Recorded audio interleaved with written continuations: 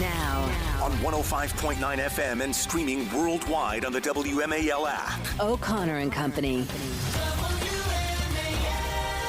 7:07 here on O'Connor and Company. This very busy Thursday morning, second day of January, as we continue to track the events developing out of New Orleans and out of Las Vegas, and for that matter, the pro-Intifada protests in New York. We're all left wondering, what exactly is this nation we're living in after 4 years of the Biden administration? Coming up in 30 minutes, Matt Schlapp will join us to answer that question. At 8:05, Katie McFarland will give us some insight into the national security aspects of what we're living through. And then at 8:35, Susan Ferriccio on that speaker vote tomorrow in the House. All that's coming up. It's Larry O'Connor today with Mercedes Schlapp. Good morning, Mercedes. Good morning. Happy New Year. Thank you. Happy New Year to you, too, and Happy New Year to our guest, our weekly guest that we love to talk to, usually on Wednesdays, but it was a holiday for crying out loud. So let's get to Cal Thomas right now. Cal, Happy New Year. Fresh off of your stunning appearance on Fox News Sunday, by the way. You were very festive there. You looked great. Yeah, I look better in makeup. Thank you. Don't we all? Cal, Jimmy Carter passed this week. Of course, not a real surprise when a 100-year-old man dies, but still a moment of reflection. And I really appreciated your article yesterday because people might be surprised to learn or remember that Jimmy Carter, when he ran against Gerald Ford, ran as a Christian Baptist born-again candidate that really built on the growing evangelical tide in America. He didn't really govern that way, though, did he? No, he didn't. I say in my piece that, you can't question another person's faith, but you can question the application. I mean, everybody gives him full points for Habitat for Humanity. There was never any scandal associated with him. He was a moral and upright and church-going man, as you mentioned. But he hired Sarah Weddington, the lawyer who argued Roe versus Wade before the Supreme Court, to be part of his administration. He had a White House conference on families, which included same-sex couples, which was anathema to many conservative Christians. And then he got on Larry King one night after he left the presidency and said there's nothing about abortion in the Bible and there's nothing about same-sex marriage in the Bible. And so his theology, in my view, was a little off. But I enjoyed knowing him a little bit, and I tell a story in my column about going to a church with him at First Baptist in Washington. And during the coffee hour, they had a little basket on the table for people to throw a quarter in to pay for the coffee. And he didn't have any money, and Rosalind didn't have any money. So he turns to me, and I gave him a quarter. And I said, fine thing, the President of the United States doesn't have any money. I mean, what is this nation becoming? So years later, we met at a function, and I reminded him of that. And he reached in his pocket, had a quarter, gave it to me, and said, we're even. So at least he pays his debt. What, no interest? Well, he pays his debt, but America's debt is rising. Let me ask you this. What will be Jimmy Carter's legacy? He was known as a man of faith. He did a lot of work with Habitat for Humanity. But the reality is like as president, it was just so disastrous for the most part. Well, he made a lot of mistakes. And, for example, he helped topple the Shah of Iran, thinking that things would be better. And we got the Ayatollahs. He hung out, he had individual diplomacy, even when he was ex-president, going to North Korea and other places, which undermine the sitting president. You shouldn't do that. It sends the wrong signal to other people. And I think to a certain extent, circumstances did him in. You had the high oil prices, gas prices, the lines, the every other day fill up depending on your license plate number. I mean, so circumstances, good and bad, sometimes make a president. But a lot of people believe that he was just in over his head. He even scheduled the tennis court schedule, so that was really down in the weeds. Cal Thomas is our guest. And Cal, yesterday was an extraordinary day. On a holiday, New Year's Day, we were all sort of glued to the television watching the events unfold in New Orleans. And then this obvious political terror attack in Las Vegas in front of the Trump Hotel with a Tesla Cybertruck equipped with canisters of gasoline and fireworks that was deliberately exploded to make a statement about the incoming president of the United States. I'm interested in your observations, first of all, how the media covered this, and also the the initial reaction, the FBI spokesperson down there yesterday morning acknowledging that, yeah, we have IEDs involved with this. And here, take a listen to this initial statement. This is not a terrorist event. What it is right now is their improvised explosive devices that was found. And we are working on confirming if it's a viable device or not. Cal, these are moments where the American people want clarity, they want competence, and last thing they want is misinformation. And that statement from the assistant in charge for the FBI had none of the above. It was misinformation about it being a terror attack, and she hardly came across as competent when she didn't even use the English language properly. Yes, well, right. So many people don't. You ever listen to Troy Aikman do commentary on NFL football? It's always nouns and pronouns. Yeah. Shots fired. No, she was immediately overturned by higher authority, the FBI. And then President Biden says we shouldn't jump to conclusions. Yes. Oh, really? The guy's got an ISIS flag at the back of the truck. He 2 hours before the incident, he posts on Facebook his relationship with ISIS and praising them. And we shouldn't jump to conclusions. Are you kidding? This has always been the fear of the FBI and other law enforcement, that home-based radicalized terrorists could do us harm and not be found out until after they committed their acts. And I think these two guys, allegedly, the one in Las Vegas and the one in New Orleans, served in the military together on the same base. Yeah. And there was absolutely no clue about the guy in New Orleans. I mean, 16 years in the U.S. Army. A video he had posted when he was a real estate agent looked like a very articulate and competent and peaceful man. He apparently, according to initial reports, lived near a mosque in Houston. He was from Houston. And so we don't know. There's a lot we don't know, but there's a lot we can suspect. There is a lot we don't know, but that press conference in New Orleans with the nose-ringed FBI special agent saying it's not a terrorist attack, and then you've got the mayor of New Orleans saying it's a terrorist attack. I mean, it was like a clown show is what it looked like. It was like a circus. Yeah.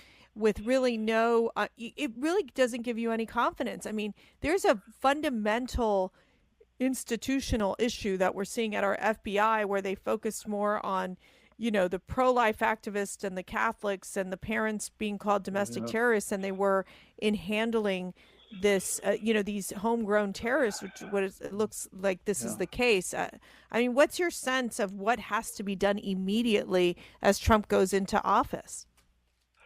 Well, it's a great question, Mercedes. And of course, you've got the lawyers all lined up, and they're more on the side of the people who want to do us harm than trying to catch those who want to do us harm. If I were, I watched that whole news conference yesterday, and it was a disaster. Nobody said anything. I mean, John Kennedy, the senator from Louisiana, says, we're going to get these people. Well, that's fine. But you would think with all of the communications abilities, the ability to tap suspects who are engaging in online radicalism and other things, that we'd be able to preempt some of this stuff. But this was a soft target, and again, the authorities say that the most difficult thing to defend against is a soft target. So I really, if I knew what could be done to stop it, I'd probably be running for president myself. Hope springs eternal, Cal Thomas. Listen, Biden's saying that we shouldn't jump to conclusions. Let's be fair. At that moment, all we knew was the guy had posted videos saying that he was radicalized by ISIS and that he wanted to cause as much murder and mayhem as possible. He had an ISIS flag. You can't jump to conclusions because Joe Biden was still holding out hope that maybe he voted for Trump and had a MAGA hat in the car. And then he could jump to conclusions. Well, Joe's problem is that he is no longer able to jump and he can't conclude anything. Thank you, Cal. Always good to talk to you, sir. Right. We'll check in next week. WMAL. Making sense of the news. Live from the Home Paramount Pest Control Studios. Home Paramount, the leader in pest control since 1939. Everybody up to speed now on the latest developments out of New Orleans. What we know is that the suspect, we have to call him a suspect for some reason. He's an obvious terrorist. The terrorist drove an F-150 electric vehicle that was rented from the same rental car app as the Cybertruck. The Tesla Cybertruck was rented in the Las Vegas bombing in front of the Trump Hotel. That is an eerie connection. There's also another eerie connection, as you just heard from Cal Thomas. that both of the terrorists engaged yesterday on New Year's Day were veterans of the United States Army, and both served at one time at the same base. Their FBI is certainly looking into some connections, if they exist, between the two attacks. The FBI continues, by the way, to search for suspects in New Orleans as they believe that this person did not act alone. That's one of the reasons, Mercedes, why they canceled the Sugar Bowl yesterday. It has been rescheduled now, and one certainly hopes that the reason it's been rescheduled now and they're going to go ahead with the game at the Super Bowl, at the Superdome, Sugar Bowl at the Superdome, is that they've been able to implement a robust security screening before one person enters that stadium today for the game. Hopefully they're getting checked and thoroughly scanned as if the president were attending the game.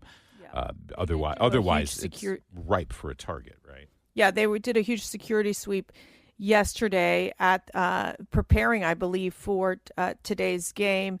But, there's so much of this going on between the, 16 individuals who were killed in New Orleans. And you listen to, I think it's Ann Fitzpatrick is the chief police in New Orleans, basically saying that, the barricades the terrorists defeated them, that they just were not equipped to handle what happened. The barricades were old, they were being replaced, and it's so many problems, especially when you're talking about the fact that the FBI was the Department of Homeland Security, and they commissioned a study that warned that America was facing a new era of terrorism and was ill prepared to protect its citizens from that threat. I think this is an important moment for the governors to reassess their security measures in their cities. It's a time for not this president, because he's so incompetent, President Biden, but once President Trump goes into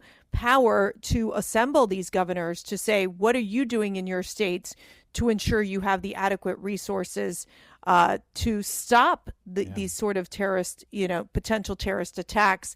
And is the FBI equipped to handle this? They've been so focused on raiding the president's home, leaking to the New York Times, focusing on Catholics and pro-life activists, instead of honing in on the fact that we have this radicalism, Islamic radicalism that could be producing homegrown terrorists. Yeah, and they spent the last 4 years not only pretending as though there is no threat coming from people who have been radicalized via ISIS or other radical jihadist Islamic terror groups around the world, even though we see a rise in these groups in the Middle East, funded by Iran, which of course means funded by the Biden administration.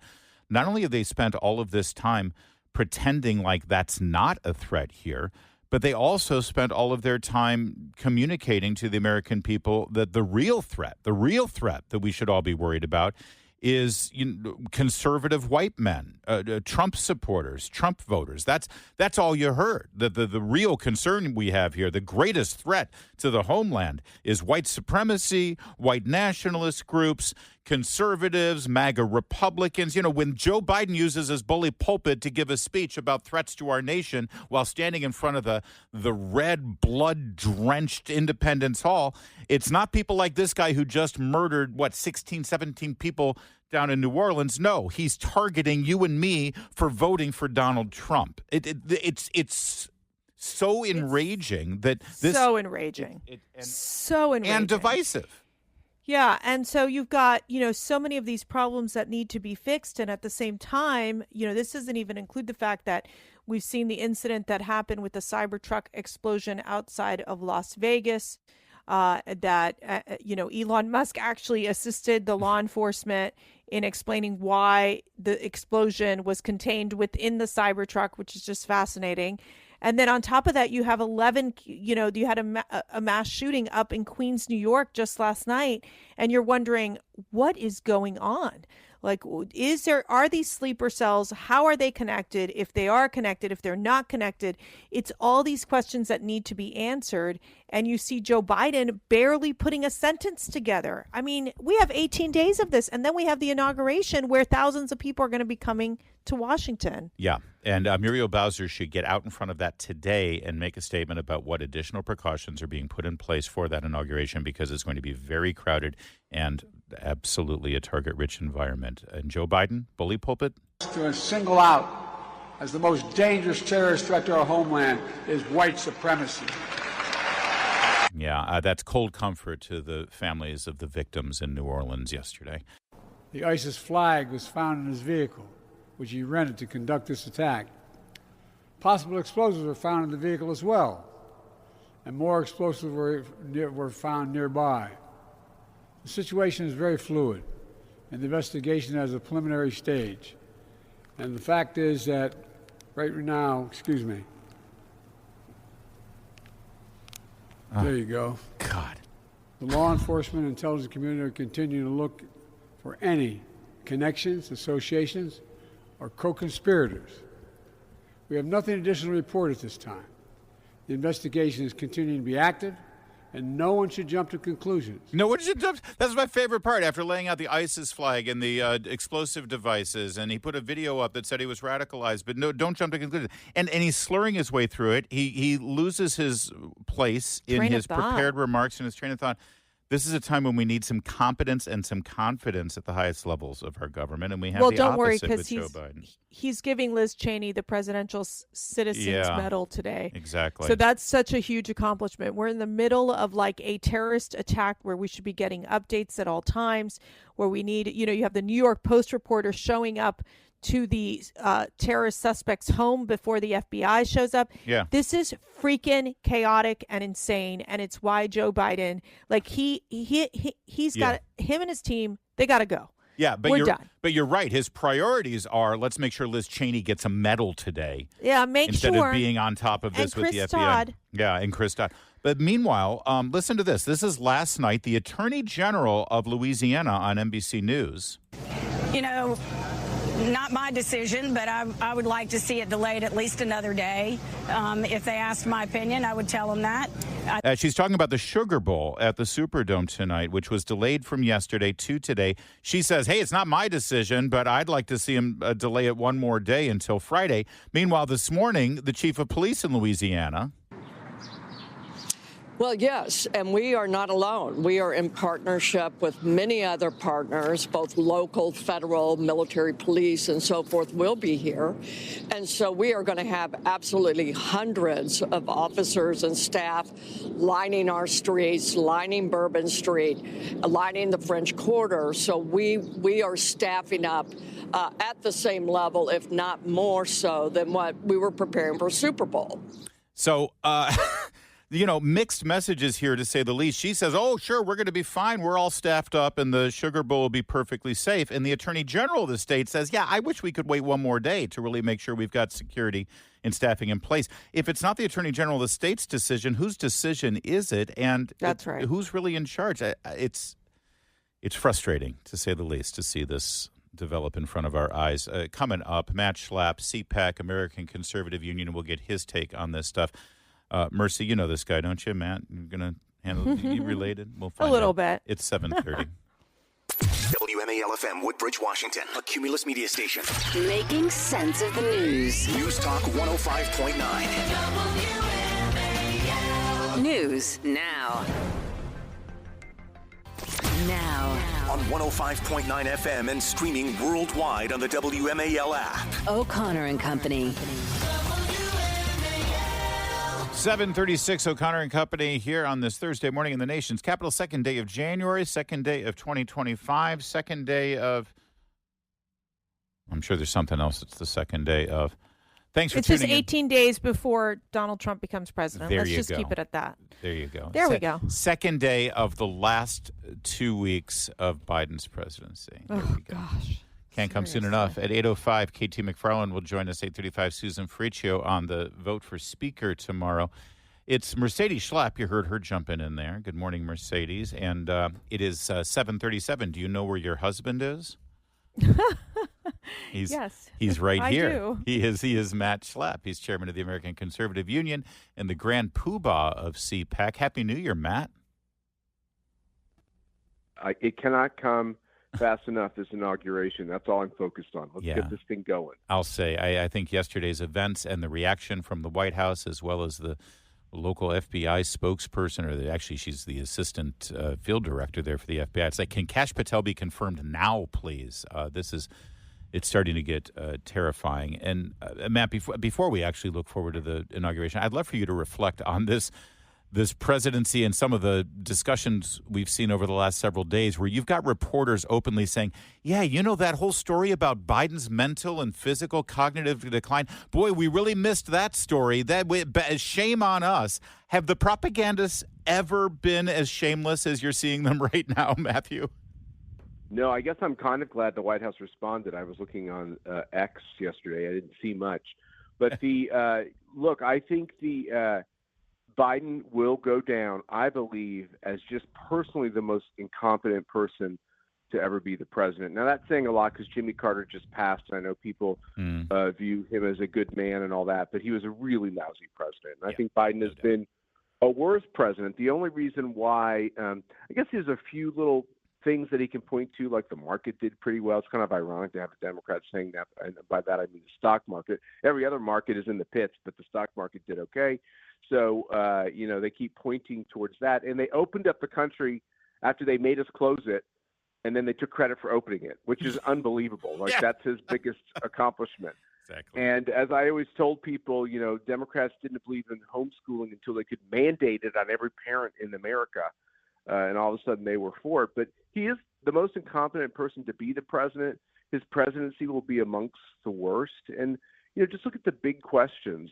America's failed leadership, 2 wars in 2 continents, and then a series of security breaches and tragedies that begins with the open border and hopefully ends with what happened yesterday. I mean, Alejandro Mayorkas, the idea that man was able to stay in that job and be one of the most incompetent people ever, Christopher Wray, using our taxpayer resources to spend all that time, use all that personnel to raid Mar-a-Lago, but they can't put up, have basic security precautions for a New Year's celebration at an infamous place with a huge college football game the next day. Yeah. It's unbelievable. If a Republican was the president with all of this, it wouldn't just be impeachment. No. But this is going back to the fact that you're seeing not only the incompetency, but the misuse of the FBI for so long, where they were honing in on raiding the president's home, going after Catholics and calling parents domestic terrorists. And here you have homegrown terrorists right now. The one in New Orleans that tragically killed 16 people, 25 people injured.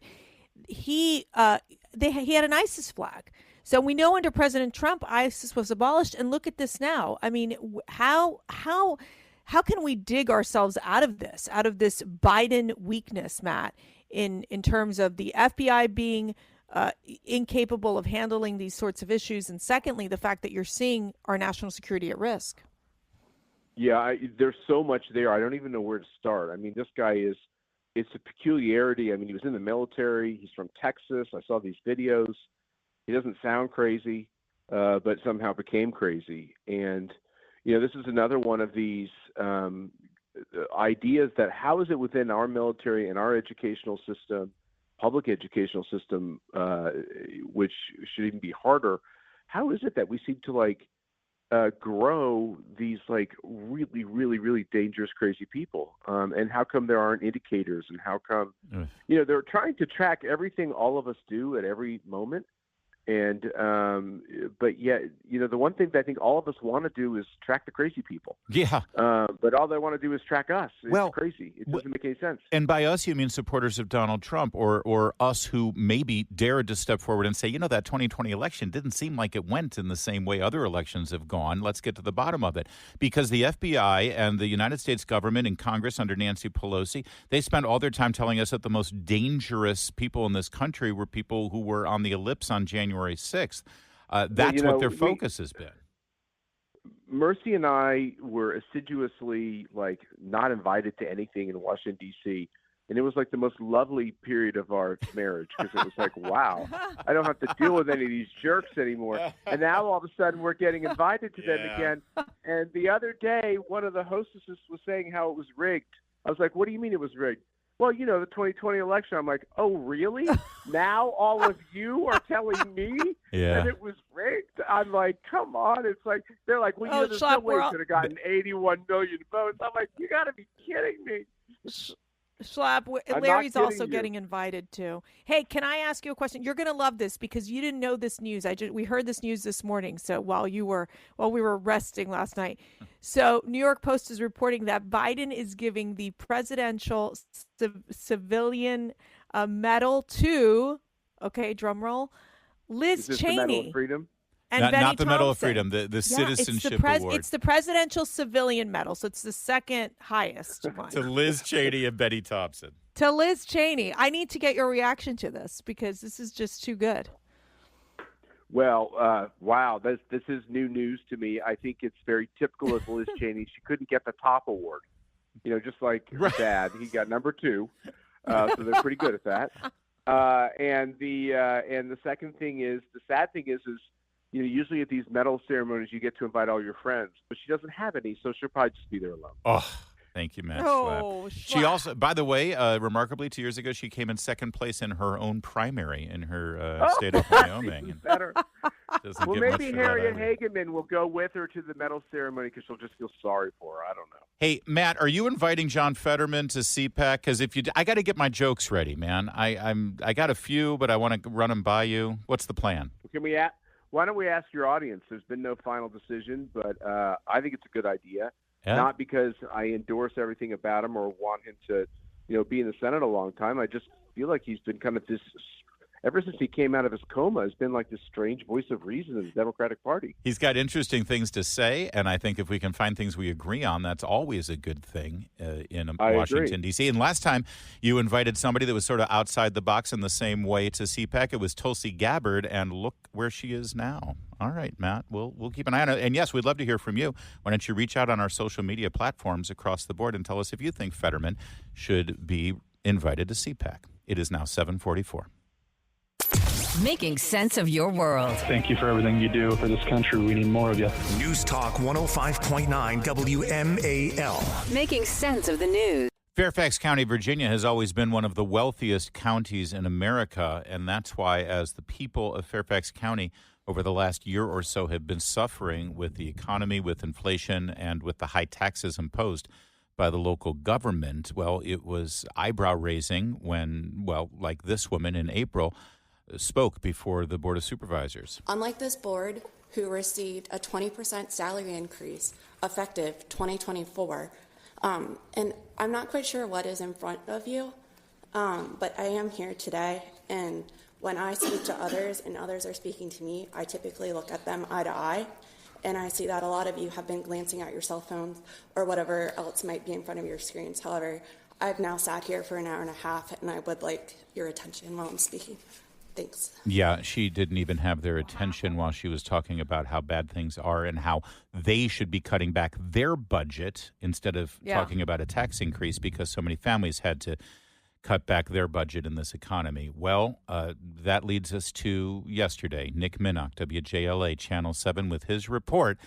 Fairfax County is out of money. Remember, they had all that surplus money after COVID. Joe Biden cut them a big fat check. Where'd it go? Well, they gave themselves a raise. They gave public employees a raise. And now Fairfax County says the rising costs for collective bargaining, higher pay for county employees, and less money from non-residential taxes are driving a nearly $300 million budget shortfall. How will they pay for this massive budget shortfall? Well, county staff identified $33 million in cuts to programs and services, but that's not nearly enough to pay for this shortfall. The Fairfax County Board of Supervisors are looking at implementing a food tax, even though voters have rejected the tax twice at the ballot box. And they might look at raising homeowners' taxes again. And this massive budget shortfall comes after a nearly $240 million surplus just last year. There needs to be an accounting of why a county goes from a surplus to a deficit. David Williams is the president of the Taxpayers Protection Alliance. What does that say to you about their fiscal management of tax dollars? This deficit should be a red flag for the Board of Supervisors. This is a financial problem in Fairfax County, and they have to address it. Now, they have two options. They can either cut spending or raise taxes.